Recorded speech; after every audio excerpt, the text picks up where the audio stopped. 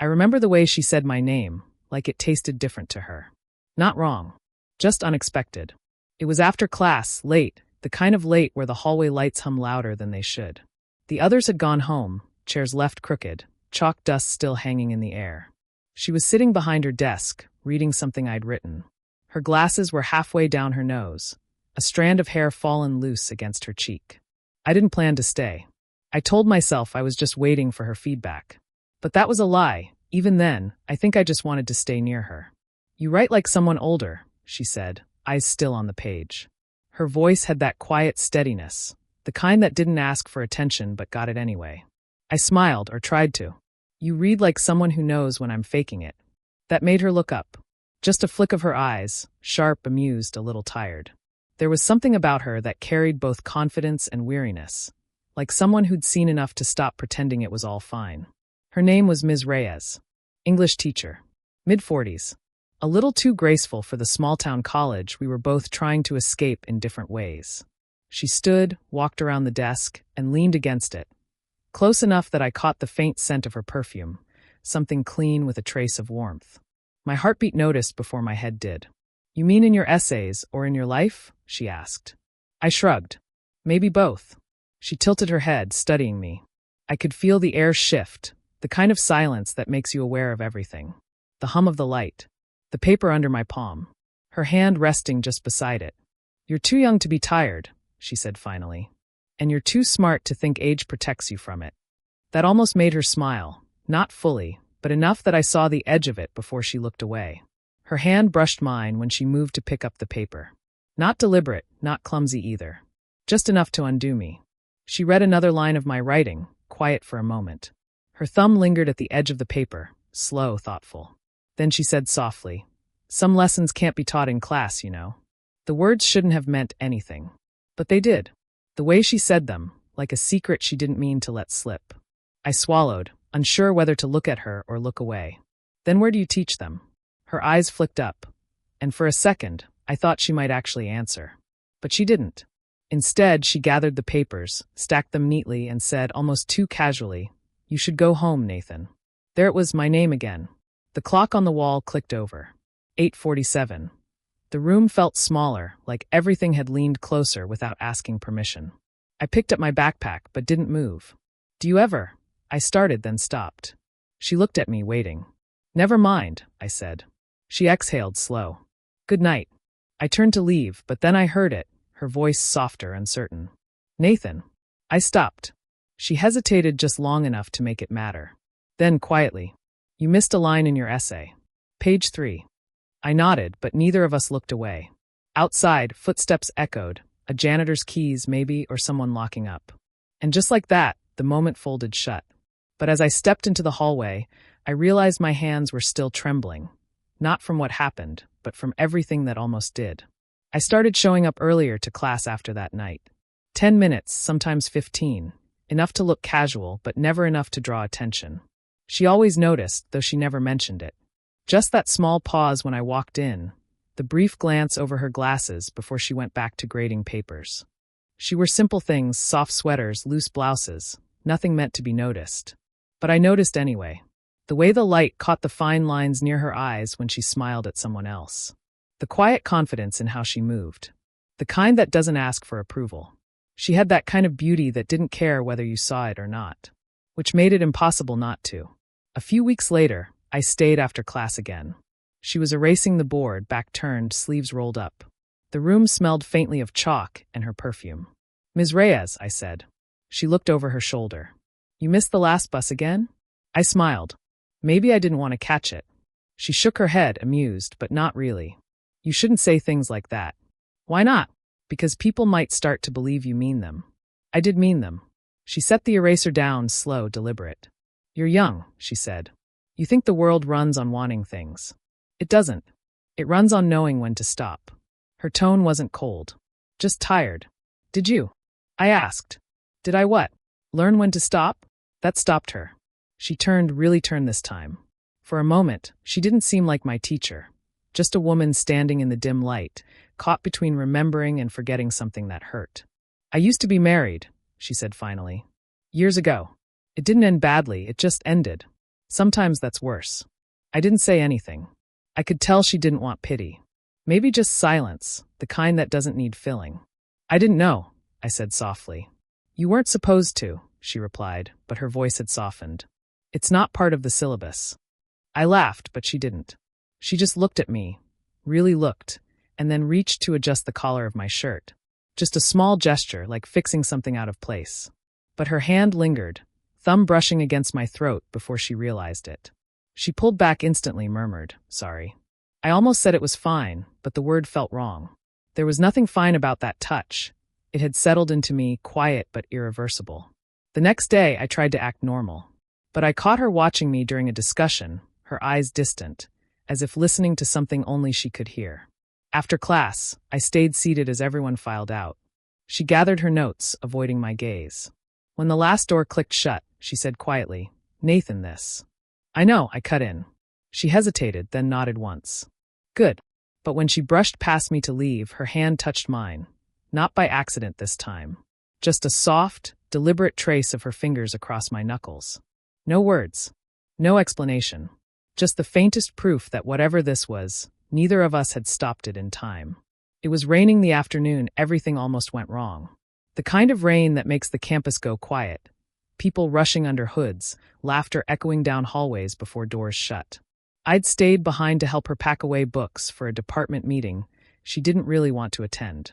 You don't have to do this, she said, handing me a stack of essays. I know, I said. But I want to. She didn't answer. Just kept sorting papers, pretending not to notice the way I kept looking at her, or the way her fingers brushed mine when she passed a folder. Lightning flashed through the windows, and she flinched, small, almost invisible. I didn't know she hated storms until that moment. You okay? I asked.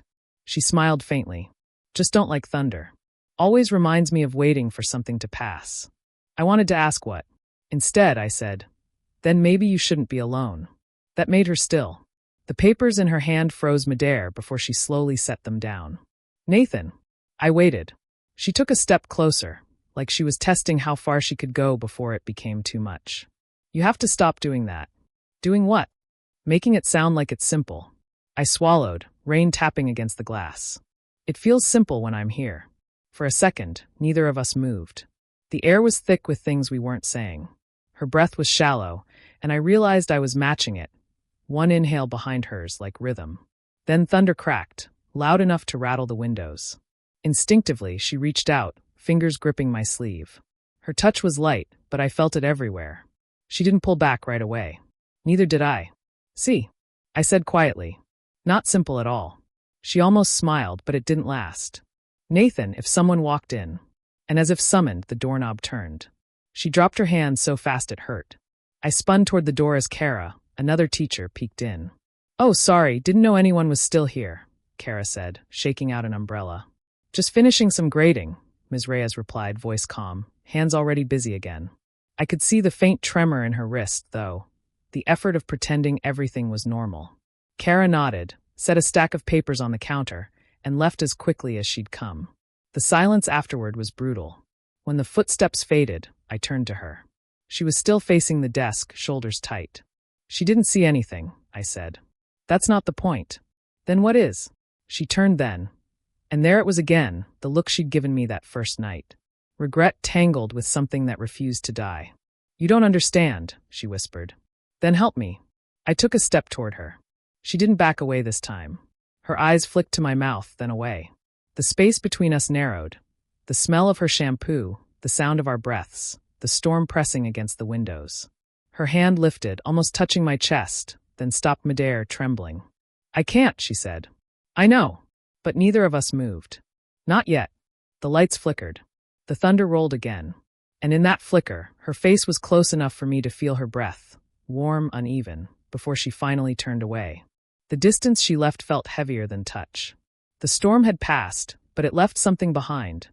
The kind of stillness that buzzes under your skin. Days went by like half-finished sentences. I tried to focus in class, but every time she said my name, it felt like a small fracture in my chest.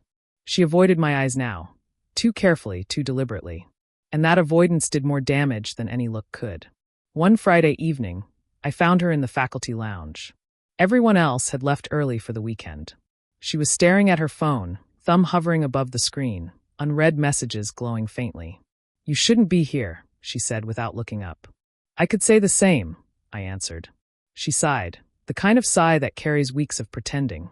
"Nathan, this has to stop." "Then tell me to stop," I said. That made her look up. Her expression was a quiet kind of desperation. Not anger, not sadness, just exhaustion from holding everything in. "I'm not the person you think I am," she said. "Maybe not," I replied. "But you're the person I see." She laughed once, soft, bitter. "You see what you want to see." I stepped closer. "So do you." Her shoulders stiffened, but she didn't move away. My hand brushed against the table near hers, close enough that she could have stepped back, but she didn't. "You think I haven't tried to ignore this?" she said. "Every time you walk into that room, I remind myself who I am. What this is. And still." She stopped herself. "And still what?" I whispered. Her eyes closed briefly, like she was bracing for something. "And still I forget to breathe." The words hung there, fragile, irreversible. I reached out slowly, giving her time to pull away. My fingers brushed a strand of hair from her face, tucking it behind her ear. Her skin was warm, and she leaned into the touch for a heartbeat too long before she caught herself. "You can't do that," she whispered, but her voice shook. "I already did." Her breath hitched. For a moment, we just stood there, her hand resting on the edge of the table, mine beside it, the space between us electric. Then she said, almost pleading, "You don't understand what this would cost." "Then explain it," I said. "Because all I know is it feels like the only thing that's real." Her hand trembled as she reached for the back of a chair, something to hold on to, maybe. "You're young. This will pass." "Then why does it feel like you don't want it to?" Her silence was the answer. I stepped closer, close enough that she could feel my breath near her ear when I said, "Tell me to go." She didn't. Instead, she turned slow, deliberate, her face inches from mine.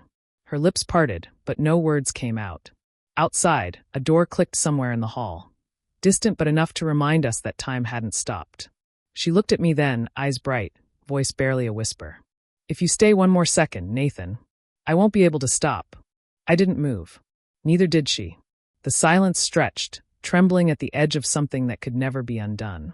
The following Monday, the world shifted without warning. It started with something small. A printed note slipped under her classroom door. I saw her pick it up just before first period. She froze, reading it once, then again. Her knuckles whitened around the paper. When she looked up, our eyes met. There was something raw in her face, not fear exactly, but realization. During the lecture, she didn't look at me once. Her sentences came clipped, her tone mechanical. When the bell rang, she dismissed everyone early. Everyone except me. "Nathan," she said, voice low. "Stay." The last of the students filed out. The door shut behind them. The silence hit like a punch. "Who else knows?" she asked. My chest tightened. "Knows what?" She held up the note. It wasn't long, just one line. "You and your favorite student look awfully close." My stomach dropped. I started. "I don't care what you did or didn't," she said sharply, then caught herself, pressing her fingers to her temple. "God, Nathan, they could ruin me." I stepped closer, careful. "We haven't done anything." "But they don't need proof," she whispered. "Rumors enough." I reached for her hand. She didn't pull away this time, just stood there trembling. Her pulse fluttered beneath my thumb. "I'll fix it," I said. "How?" she asked, voice cracking. "You can't fight whispers." The paper slipped from her fingers. I bent to pick it up, and as I stood, she said something I wasn't ready for.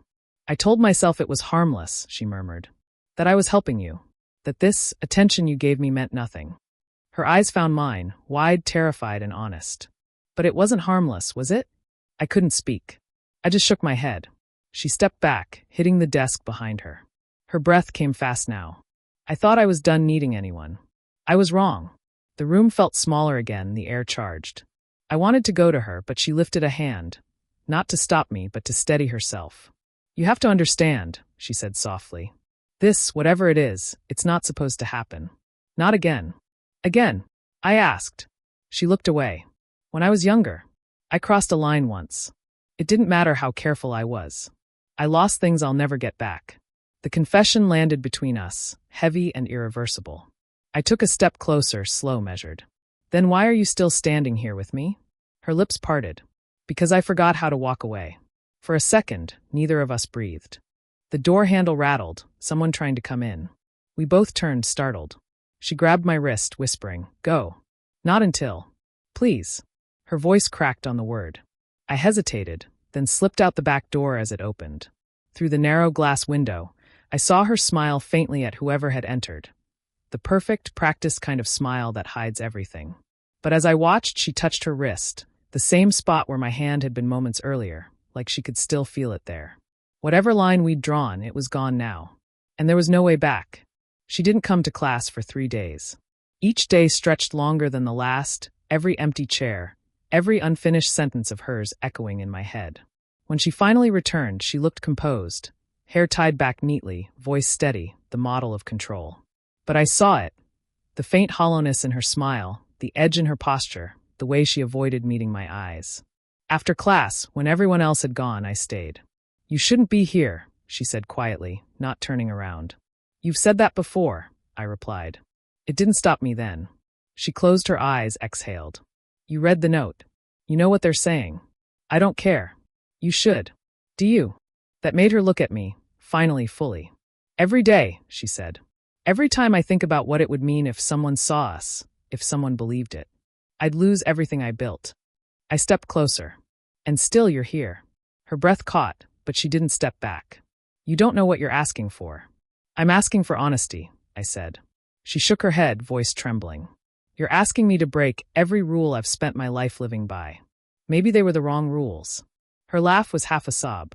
"You think this is simple, Nathan? You think it's brave to want something you're not supposed to have." I took another step. We were inches apart now. Close enough that I could see the pulse at her throat, the faint rise and fall of her breath. "No," I said. "I think it's human." For a heartbeat, everything stilled. Her hand lifted, almost touching my face, her fingers hovering just shy of my skin. "If I do this," she whispered, "there's no going back." "I'm not asking you to go back." Her eyes closed. "Then what are you asking?" I swallowed hard. To stop pretending. Something broke then. Not loudly, not visibly, but in the quiet shift of how she looked at me. Like the fight she'd been holding on to had finally run out. She reached up, her palm resting against my cheek, warm, trembling. My hand found hers, steadying it. The air between us felt alive, humming with everything we'd been denying. For a second, it didn't matter where we were, just that we were. Her forehead rested against mine, and she whispered, "You don't know how long it's been since someone looked at me like I wasn't already decided." "I do now," I said. The space between us vanished, almost. Her lips hovered close enough for breath to blend, but she hesitated, the moment trembling at its edge. "Tell me this isn't wrong," she breathed. I shook my head. "I can't." Her eyes opened, steady, searching, and something inside them shifted. "Resolve." She stepped back, slow, deliberate, tears glinting faintly in the low light. "Then I have to be the one who does." I stood there, every nerve screaming to reach for her. But she was right, it had to be her choice. She gave me a small, breaking smile. "You taught me something too, Nathan. Some lessons you only learn by letting go." And then she walked past me, close enough that her shoulder brushed mine, warm and final. Neither of us said goodbye. But when the door closed behind her, I understood. We hadn't lost each other. We'd just learned the hardest lesson there was. How to stop before it ruins you. Weeks passed. The rumors died quicker than I expected, swallowed by the next wave of campus drama, the kind that burns bright and fades fast. She kept her distance, not in the cold way, but in the kind that said she was trying to protect something fragile. I told myself I was fine with it, that what happened, or almost happened, had been enough. But some things don't end neatly. They linger in the pauses of ordinary days. One late afternoon, just before graduation, I went back to her classroom. The lights were off, but the door was open. She was sitting at her desk, grading final essays, sunlight spilling through the blinds in narrow stripes across her face. She looked up and smiled, the kind that starts slow, like it's remembering how. "I was hoping you'd come by," she said. I laughed softly. "You always know when I'm going to." "Occupational hazard," she said. "Predicting behavior." I stepped inside, closing the door quietly. The air smelled like chalk dust and rain again, full circle. "I wanted to thank you," I said. "For everything." Her pen stilled. "You don't have to thank me." "I do," I said. "You taught me more than anyone else ever did." She smiled faintly. "That was the job description." I shook my head. No, you taught me how it feels to really see someone. Something flickered in her eyes, warmth, regret, maybe both. She set the papers aside and stood, crossing the space between us with careful steps. You've grown up, she said. Faster than you should have. I had a good teacher. She laughed quietly, shaking her head. Then softer, Nathan, I never wanted to hurt you. You didn't, I said. You made me understand what it means to care for someone even when you can't have them the way you want. That silenced her for a while. Then she reached out, hesitating only once before placing her hand on my arm. Her fingers were warm, grounding. You're going to be fine, she said. So will you, I answered. We stood there in the quiet hum of the empty classroom. No storm this time, no trembling edge of danger, just calm and something like peace. She leaned in and rested her forehead lightly against mine. Not a kiss. Something softer. Something steadier. Some lessons, she murmured, aren't meant to last forever. But they stay with you anyway. I nodded. This one will. She smiled again, eyes shining but steady. Goodbye, Nathan. I didn't want to ruin it with words. So I just held her hand, briefly, firmly, before letting go. When I stepped outside, the air smelled like the start of summer. I didn't look back, but I didn't need to. Some connections don't need to be seen to be real. They just stay quiet, alive, and understood. Did you enjoy the story? What kind of stories would you like to hear next?